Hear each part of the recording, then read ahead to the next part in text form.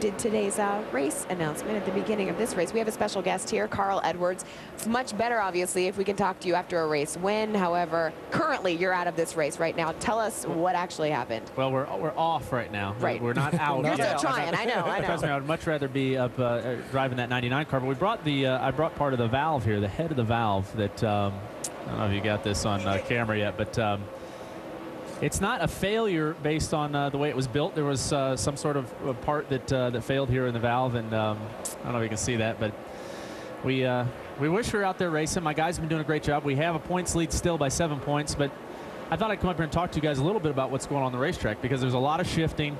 The cars are getting looser. It's really tough out there. I couldn't help but think when we heard this, Carl, and I actually did a piece out at our cutaway engine after you went into the garage area.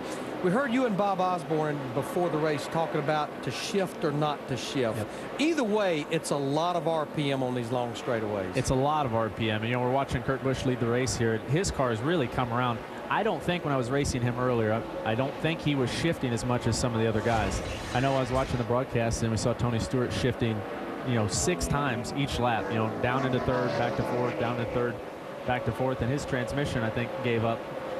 It's tough as a driver. You want to go out there and get every last bit of speed you can, but when you're sitting there in the car, every time you put that thing into third gear, you're taking a risk of breaking something. And Carl, with this new point system, every position is 1 point. You come in here as the points leader, about 40 points, and you talked about you're not out yet. Right. I went over to the garage area myself and looked like about 12 Roush Fenway mechanics, Roush Yates engine mechanics, the cat in the hat, Jack Roush, right in the middle. And he told me, he said, we're going to pull the cylinder head off this thing. If we can get Carl back out there, we've got a lot of time on the scoreboard. That's how they got this piece out, by working down there. So the guys are working hard.